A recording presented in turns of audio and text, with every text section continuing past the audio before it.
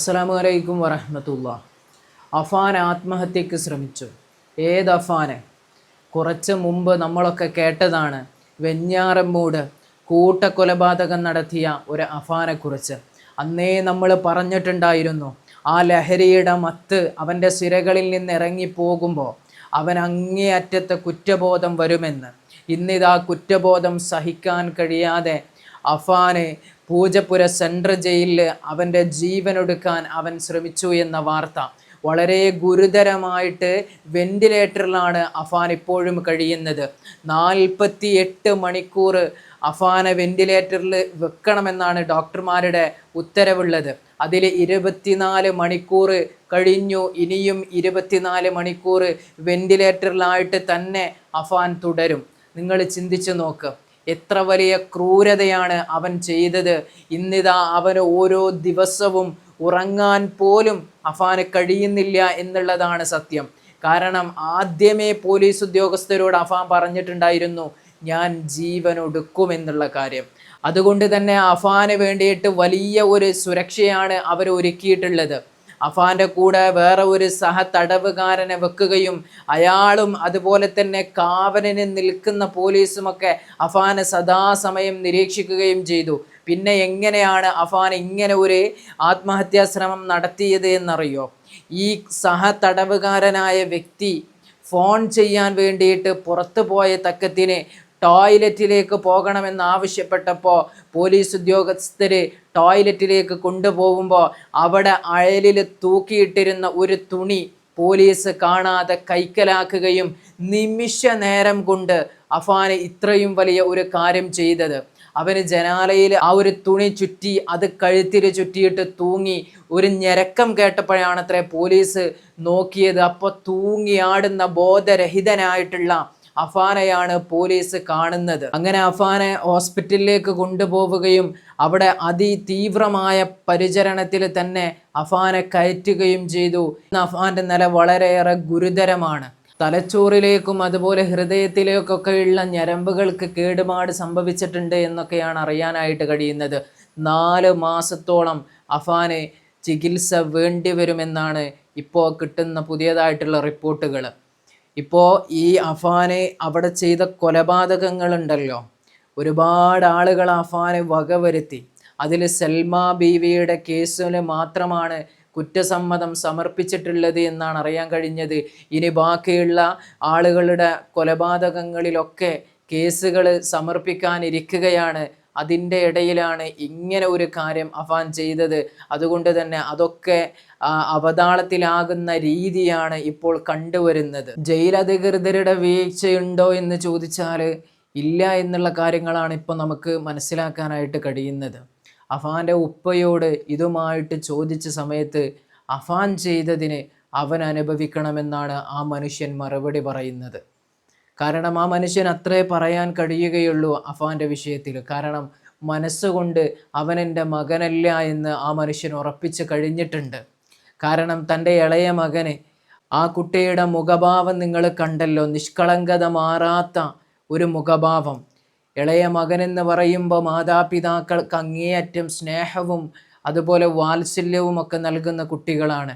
ആ പൈതലിനെ സ്വന്തം മകൻ കൊന്നു എന്ന വാർത്ത കേൾക്കുമ്പോൾ ആ പിതാവിൻ്റെ അവസ്ഥ എത്ര വേദനാജനകമായിരിക്കും. അതുപോലെ ഏതൊരു മനുഷ്യനും ഉമ്മ എന്ന് പറഞ്ഞാൽ ജീവൻ്റെ ജീവനാണ്. ആ ഉമ്മയെ മൂത്ത മകൻ കൊന്നു എന്ന് പറഞ്ഞാൽ ആ മനുഷ്യൻ്റെ അവസ്ഥ എന്തായിരിക്കും? അതുപോലെ തന്നെയാണ് സ്വന്തം കൂടപ്പറപ്പ്. നമ്മുടെയൊക്കെ കൂടപ്പറപ്പുകൾ എന്ന് പറഞ്ഞാൽ നമുക്ക് അവരോടുള്ള സ്നേഹം എന്ന് പറയുന്നത് വർണ്ണിക്കാൻ ചിലപ്പോൾ കഴിയൂല. കാരണം അത്രമേൽ സ്നേഹമുണ്ടാകും. ആ സഹോദരനെ ക്രൂരമായിട്ട് തൻ്റെ മകൻ അദ്ദേഹത്തിൻ്റെ ഭാര്യയെയും അദ്ദേഹത്തിനെയും കൊന്നു എന്ന് പറയുമ്പോൾ ആ മനുഷ്യനുണ്ടാകുന്ന വേദന എത്രത്തോളമാണ്.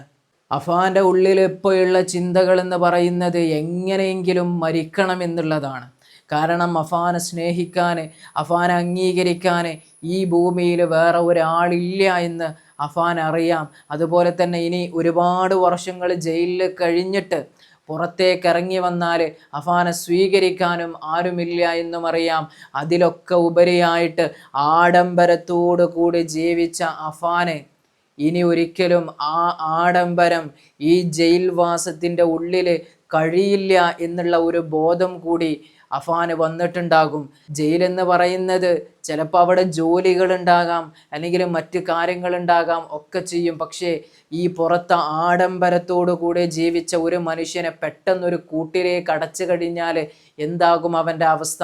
അതുപോലെ ഒരു കൂട്ടിലടച്ച കിളിയെപ്പോലെ ഒന്നിനും സ്വാതന്ത്ര്യമില്ലാതെ എല്ലാ സ്വാതന്ത്ര്യങ്ങളും ഹനിക്കപ്പെട്ടുകൊണ്ട് ഒരു തടവുകാരനായിട്ട് അവിടെ ഒരു ജയിലിൻ്റെ ഉള്ളിൽ കമ്പി എണ്ണി കഴിയുക എന്ന് പറയുമ്പോൾ ചില ആളുകൾക്ക് അത് ഉൾക്കൊള്ളാൻ കഴിയും. പക്ഷേ അഫാനെ പോലെ നല്ല രൂപത്തിൽ ജീവിതം മുന്നോട്ട് കൊണ്ടുപോയ ഒരാൾക്ക് അതിന് കഴിയില്ല എന്നുള്ളതാണ് യാഥാർത്ഥ്യം. അതൊക്കെ കൂടിയാകാം അഫാനെ ചിന്താ കുഴപ്പത്തിലാക്കിയതും ഇനി മരണമല്ലാതെ വേറെ ഒന്നും തന്നെ ഇല്ല എന്നുള്ള രൂപത്തിലേക്ക് അഫാനെ എത്തിച്ചിട്ടുമുണ്ടാവുക. ഈ ഒരു കാര്യം കേൾക്കുമ്പോഴും എന്നെ കേൾക്കുന്ന നിങ്ങളോട് എനിക്ക് പറയാനുള്ളത്, ഒരൊറ്റ നിമിഷം അഫാൻ എടുത്ത തെറ്റായ ഒരു തീരുമാനമാണ് അഫാൻ്റെ ജീവിതം തന്നെ താളം മറിച്ചത്. ഇതേ തീരുമാനം നമ്മളിലുള്ള പലരും എടുക്കാറുണ്ട്. എങ്ങനെയാണെന്നറിയോ? കാമുകൻ ഒന്ന് ചതിച്ചതിൻ്റെ പേരിൽ, അല്ലെങ്കിൽ കാമുകി ചതിച്ചതിൻ്റെ പേരിൽ അവൾക്ക് വേണ്ടിയിട്ട് സ്വന്തം ജീവൻ ഇല്ലാതാക്കുന്ന കാമുകന്മാരും കാമുകിമാരും നമ്മുടെ ഇടയിലുണ്ട്. ഞാൻ നിങ്ങളോട് ചോദിക്കുന്നത്, അവൻ ചതിച്ചതിന് നിങ്ങൾ ജീവിച്ച് കാണിച്ച് കൊടുക്കേണ്ടതിന് പകരം നിങ്ങളുടെ ജീവൻ കളഞ്ഞതുകൊണ്ട് എന്താണ് നിങ്ങൾക്ക് നേടാൻ കഴിഞ്ഞത്? ആർക്കാണ് അവിടെ നഷ്ടം വന്നത്? അവൻ വേറെ കല്യാണം കഴിക്കും, അല്ലെങ്കിൽ അവൾ വേറെ കല്യാണം കഴിക്കും. നമ്മൾ യഥാർത്ഥത്തിൽ നമ്മുടെ ജീവനും കളഞ്ഞ് നമ്മുടെ കുടുംബക്കാർക്ക് വേദനയും വിഷമവും ബാക്കി വെച്ചുകൊണ്ട് നമ്മളിങ്ങനെ 6 അടി മണ്ണിൻ്റെ അടിയിൽ ചിലപ്പോൾ കിടക്കുന്നുണ്ടാകും. അവിടെ ചെന്ന് കിടക്കുമ്പോൾ നല്ല സുഖസുന്ദരമായ ജീവിതമാണോ നമുക്ക് കിട്ടാനുള്ളത്? ഒരിക്കലുമല്ല. ദുനിയാവിൽ വെച്ച് എങ്ങനെയാണോ നമ്മൾ മരിച്ചത് അത് തന്നെയാണ് ഖബറിൽ നിരന്തരം നമ്മൾ അനുഭവിച്ചു കൊണ്ടിരിക്കുന്നത്. അഫാനെ ആ ഒരു പൂജപ്പുര സെൻട്രൽ ജയിലിലെ ടോയ്ലറ്റിൽ കിടന്നുകൊണ്ട് ജീവൻ പോകുന്ന ആ ഒരു അവസരത്തിൽ ഞരങ്ങിയപ്പോഴാണ് പോലീസ് ഉദ്യോഗസ്ഥർ വന്ന് നോക്കിയത്. ഇന്ത്യയെ അഫാനെ ആത്മഹത്യ ചെയ്യാനുള്ള തീവ്രമായ ആഗ്രഹം കൊണ്ട് അവൻ കഴുത്തിൽ തുണിയിട്ട് മുറുക്കുമ്പോൾ പോലും അവൻ്റെ ഉള്ളിലുണ്ടാകുന്നത് ആരും അറിയാതെ ഒന്ന് മരിക്കുക എന്നുള്ളതാണ്. പക്ഷേ അവൻ്റെ ജീവൻ പോകുന്ന ആ ഒരു നിമിഷം, അല്ലെങ്കിൽ മരണത്തിനോടടുക്കുന്ന നിമിഷം, അവന് പോലും അറിയാതെ ഒരു പിടിവള്ളി കിട്ടിയിരുന്നെങ്കിലെന്ന് ആഗ്രഹിച്ച് പോയിട്ടുണ്ടാകും. ആ സമയത്താണ് അവൻ ഒച്ച എടുത്തത്. അത് മറ്റുള്ളവർ കേട്ടു. ഇതാണ് മരണത്തിൻ്റെ അവസ്ഥ എന്ന് പറയുന്നത്.